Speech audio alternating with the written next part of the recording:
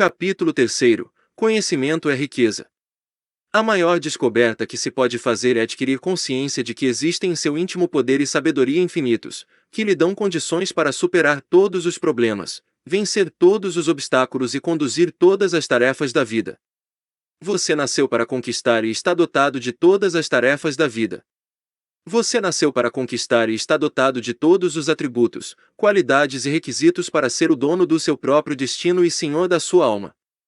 Se você não tem consciência de seus poderes espirituais, será governado e controlado pelos eventos e condições prevalentes no mundo. Há uma tendência em você de se depreciar e geralmente de se autoestimar aquém das suas possibilidades. Em outras palavras, a falta de conhecimento leva a exagerar o valor das circunstâncias e a deixar de perceber o seu tremendo potencial interior, que pode soerguê-lo e colocá-lo no caminho elevado da felicidade, da saúde, da liberdade e da alegria de viver. Conhecimento e riqueza. Por ocasião de uma visita ao famoso Templo de Delfi, nas proximidades de Atenas, na Grécia, em agosto de 1965, estabeleci conversação com a minha guia. Ela era fluente em inglês, francês e alemão e seu conhecimento dessas línguas interessou de tal forma uma das turistas do nosso grupo que ela lhe ofereceu emprego como acompanhante, durante sua viagem pela França e Alemanha, e também como governanta de seus 3 filhos em Nova York. O salário da moça seria de $400 mensais, além de casa e comida. Naquela ocasião, seu salário era de apenas 100 dracmas por dia, um pouco mais do que $3. Confidenciou-me a guia que tal oportunidade era como a concretização de um sonho, pois há muitos anos desejava ir para os Estados Unidos. O mais interessante sobre essa moça é que ela se havia acostumado a rezar fervorosamente, pedindo à Santa Virgem diariamente que a ajudasse a ganhar mais dinheiro e a conseguir uma viagem para a América. Indubitavelmente, sua fé ou crença cega havia conseguido sensibilizar seu subconsciente, provocando essa extraordinária reação. Paracelso dizia: não importa que o objeto da sua fé seja falso ou verdadeiro, os resultados serão os mesmos. Visão e riqueza. Certa vez fiz uma viagem à Inglaterra, Alemanha, Irlanda e Grécia a fim de realizar uma série de preleções. A programação incluía alguns dias de férias em cada país visitado.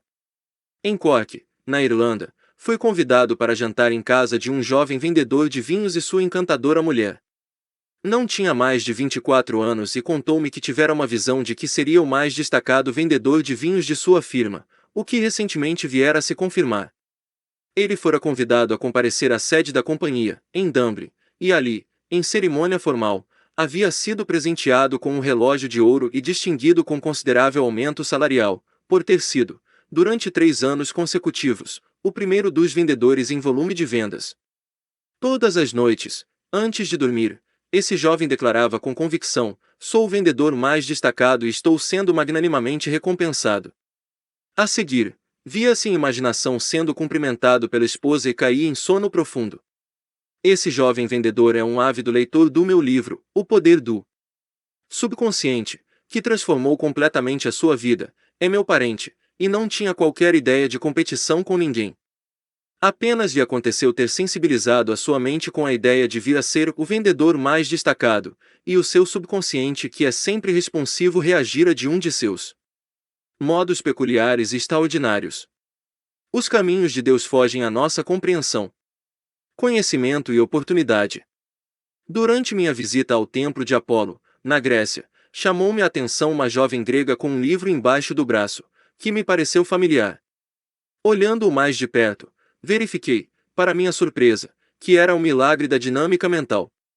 Apresentei-me imediatamente e a jovem passou a bombardear-me com uma grande variedade de perguntas interessantes.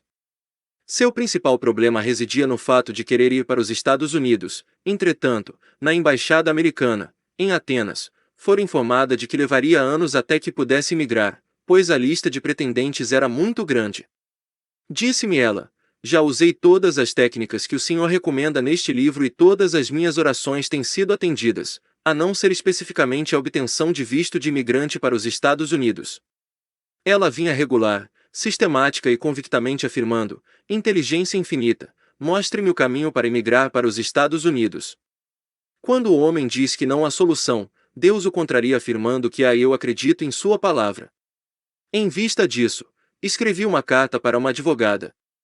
extraordinariamente brilhante em Nova York, que era uma estudiosa da ciência da mente e velha amiga minha, dizendo-lhe que essa jovem grega possuía uma irmã com negócio estabelecido naquela cidade, há muitos anos, que estava muito doente e necessitava da presença da sua irmã da Grécia, para cuidar dela e do próprio negócio.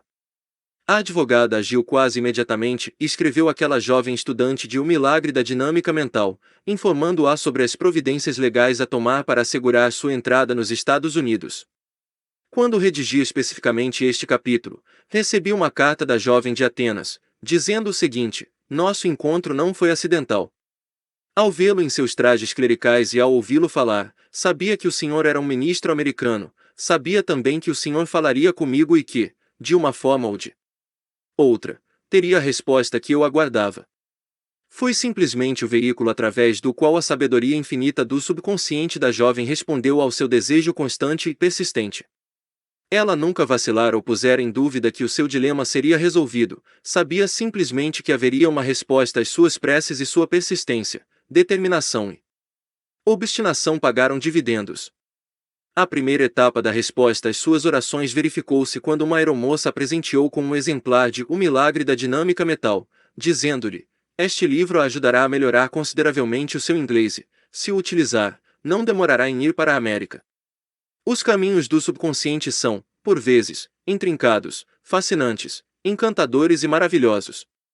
Você começa então a verificar que as maravilhas nunca cessam e que ele nunca falha. Nova concepção redunda em contrato.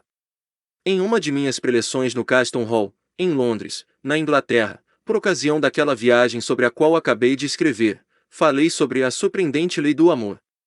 Após a preleção, uma atriz veio conversar comigo e confidenciou-me que havia abandonado o palco por estar profundamente aborrecida com a pornografia empregada nas peças modernas. Agora, disse-me, percebo a minha falta. Tenho também algo a dar. Venho me deixando envenenar e fiquei profundamente ressentida com os editores por introduzirem expressões grosseiras em meu livro. Vou lá amanhã mostrar-lhes que o amor supera o medo, o ódio e o ressentimento. Estive em Londres apenas uma semana e antes de partir aquela atriz me telefonou para o hotel, em Bond Street, e disse-me entre orgulhosa e alegre: assinei um contrato hoje. Durante 2 horas, na noite passada, repeti alto para mim mesma: o amor divino inunda minha alma. A seguir fui dormir possuída de um profundo sentimento de amor e boa vontade para com toda a humanidade. Essa atriz havia adquirido uma nova ideia do significado do amor e a introduzira com firmeza em sua mente, descobrindo que o amor divino dissolve tudo aquilo que se lhe opõe. O amor é o solvente universal. Ela compreendeu, durante a preleção, que a divulgação de uma notícia falsa a seu respeito, que a tinha particularmente enraivecido, não tinha o poder de magoá-la a não ser através do seu próprio pensamento, e abençoando aqueles que haviam produzido o mexerico absurdo, sentiu-se libertada. Atualmente sou rico. Falei para um pequeno grupo de pessoas, numa residência particular, em Munique, na Alemanha, sobre as leis da mente. Meu anfitrião era um homem ainda jovem, exímio professor de esqui nos Alpes. Por ocasião de uma de suas excursões como alpinista, uma de suas alunas, sua noiva, perdeu-se acidentalmente durante uma avalanche e foi posteriormente encontrada morta.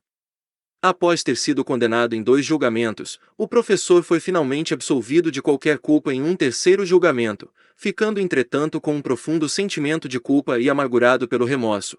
E, mais do que tudo, se ressentia dos comentários desagradáveis da imprensa local. Expliquei-lhe que não podia ser responsabilizado pelos atos dos outros ou pela desobediência voluntária deles às instruções relativas ao alpinismo. Disse-lhe também que certas pessoas possuem um desejo ou um complexo de morte e que inconscientemente procuram as coisas mais arriscadas, que podem ocasionar a sua destruição. As pessoas que se autodetestam são frequentemente levadas a se embriagar até a morte ou a tomar uma dose excessiva de soporíferos ou qualquer outro veneno. Ele começou, então, a perceber que se estava martirizando desnecessariamente e que, ao invés disso, devia abençoar a moça, entregando-a a Deus e, assim, libertando-a da mesma forma que a si próprio. Fiz-lhe ver que todos nós estamos de passagem por este mundo terrestre e que é impossível ter uma mãe, um pai, uma irmã, um irmão ou amar alguém indefinidamente. Todos têm um tempo de transição definido, de acordo com uma lei cósmica e universal que se aplica a todos os homens e mulheres do mundo. Devemos, portanto, auscultar os sussurros e murmúrios de nossos corações e compreender que a passagem deste para um outro mundo é determinada por Deus e que, em consequência, deve ser boa. É também errado ter pensamentos mórbidos ou depressivos com relação às pessoas que nos são caras, pois essa atitude negativa as mantém à distância. Devemos amá-las e deixá-las com Deus, sabendo que prosseguem em sua jornada sempre para frente, para cima e na direção de Deus. Ao pensarmos nelas, imaginemos que suas almas estejam inundadas com o amor de Deus. Ao terminar esta explicação, houve um fulgor de luz em seus olhos e exclamou: "Uma carga foi retirada da minha mente. Sinto-me livre e rico, hoje." Uma ideia bem recebida.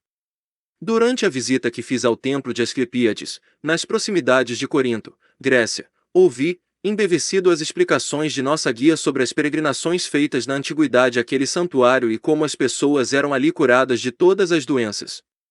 Ela frisou o fato de que a maioria dos peregrinos ficava praticamente curada antes da chegada ao templo em virtude da alta expectativa, da vívida imaginação e da crença cega que os dominava. Acrescentou ainda que, segundo os velhos arquivos, os sacerdotes ministravam drogas aos doentes e os faziam mergulhar em profundo transe hipnótico, durante o qual lhes transmitiam a ideia de que seriam visitados pela deusa e então curados. A pesquisa arqueológica revela que indubitavelmente muitas curas notáveis foram ali realizadas. Ao interpelá-la sobre as técnicas utilizadas na antiguidade, verifiquei que estava completamente familiarizada com as atividades do subconsciente ao dizer-me, sem dúvida, Dr. Maffei, todos os resultados que se verificavam no templo após o estado hipnótico eram devidos à firme crença daquelas pessoas de que ficariam curadas de qualquer enfermidade que tivessem, o que na realidade acontecia de acordo com a sua crença. Sua crença fervorosa ativava a corrente curativa do seu subconsciente, fato que atribuíam às várias deusas e também às Asclepíades, um de seus mais antigos deuses. Essa jovem guia possuía as riquezas da mente. Seu pai era inglês e sua mãe, grega, de forma que falava muito bem ambas as línguas. Disse-me ter nascido em um dos bairros mais pobres de Atenas e que às vezes deixava de ir à escola porque seus pais não tinham com que lhe comprar roupas. Rezava pedindo a Deus que lhe desse uma ideia e lhe dissesse como sair daquele estado precário, que lhe estava minando toda a esperança e causando aguda depressão mental. A ideia lhe veio espontaneamente, praticamente do nada, ensinar a língua grega a crianças americanas. Dando-lhe seguimento, procurou a esposa do executivo de uma companhia de petróleo e ofereceu-lhe os seus serviços. A mulher exclamou: "Isto é uma ideia magnífica." E imediatamente a empregou com um salário bastante razoável. Mais tarde, essa mulher levou-a, durante as férias, aos Estados Unidos e a outros países, com todas as despesas pagas. Atualmente, aquela jovem guia está financeiramente independente, mas ainda gosta de contar aos turistas a história da Grécia Antiga, dos seus templos monumentais, castelos medievais, ilhas pitorescas e locais sagrados da antiguidade. Ela não negligenciou com a ideia que lhe ocorreu, muito pelo contrário, aceitou-a e a pôs imediatamente em execução, demonstrando que as ideias são os nossos mestres e os dirigentes do nosso destino na vida. Leve sua ideia até o fim. Não diga: "Isto é muito bom para ser verdade", ao contrário, exclame com convicção: "Esta ideia é bem-vinda. Eu a aceito de todo o coração, pois ela virá a consumar-se de acordo com a vontade de Deus." A luz dissipa a escuridão. Tive uma conversa muito interessante com um abade em um dos famosos mosteiros gregos. Disse-me ele que em sua opinião a passagem mais importante da Bíblia era aquela que dizia o seguinte: "Aquele que está em seu íntimo é maior do que aquele que se encontra no mundo", e acrescentou: "A constatação de que no íntimo do meu ser se encontra Deus com sua sabedoria e poder enche-me de confiança e convicção. Quando peço luz ou esclarecimento sobre o modo de resolver um problema, uma nova ideia se forma em meu íntimo, permitindo-me ver através do problema, pois a luz de Deus dissipa a escuridão da minha mente." Esse abade descobrira o segredo da vida e a fonte de todas as riquezas. Ao partir, disse-me: "A realidade não é somente aquilo que se vê objetivamente neste mundo fenomenista, mas também o que se pensa, sente, imagina e acredita." Tudo o que realmente disse é o que qualquer estudante da mente conhece, que a causalidade infinita está em nosso íntimo e não no mundo exterior que nos cerca. Lembre-se de que o Criador é maior que a sua criação, que o pensador é maior que seus pensamentos e sentimentos, são eles que controlam o seu destino. Sua imagem mental e seu sentido verdadeiro é a substância das coisas que se devem esperar, uma demonstração das coisas que não aparecem. Hebreus capítulo 11 versículo 1. Síntese do capítulo 3. Pontos a relembrar. 1. Você está espiritualmente dotado para superar e vencer todos os problemas, obstáculos e dificuldades da vida. 2. O conhecimento pode pagar dividendos fabulosos. Por exemplo, o conhecimento de uma língua estrangeira pode abrir o caminho para a riqueza, viagens e emocionantes aventuras de todos os tipos. 3. Sua visão ou autoapreciação mental ativa seu subconsciente e o induz a ser tudo aquilo que você imagina ser. A compulsão é a lei do subconsciente. 4. O conhecimento abre portas que lhe estavam anteriormente fechadas. Quando alguém diz que não há solução, a sabedoria infinita existente em seu íntimo proclama: pus diante de ti uma porta aberta, que ninguém pode fechar. Apocalipse capítulo 3 versículo 8. Creia nesta orientação interior, que coisas maravilhosas lhe acontecerão quando você rezar. 5. Faça uma nova e brilhante apreciação de si mesmo. Sua nova autoconceituação lhe proporcionará novos contatos, promoções e riquezas imprevisíveis. 6. As ações dos outros não são da sua responsabilidade. Tudo o que você deve às outras pessoas é amor e boa vontade, isto o absolve e liberta de qualquer sentimento de culpa. 7. Receba bem a nova ideia que surge em sua mente em resposta às suas orações e leve-as até o fim. Procure chegar a uma conclusão definitiva e demonstrar a si próprio que essa nova ideia pode proporcionar-lhe muitas riquezas. 8. Quando se sentir bloqueado, em dificuldades ou num dilema mental, procure encontrar uma nova compreensão da situação, ou seja, novas luzes ou esclarecimentos. Não se esqueça de que aquele que está em seu íntimo é maior do que o que se encontra neste mundo. Creia nisto e um novo enfoque lhe ocorrerá, capacitando-o a vislumbrar a solução de todos os problemas.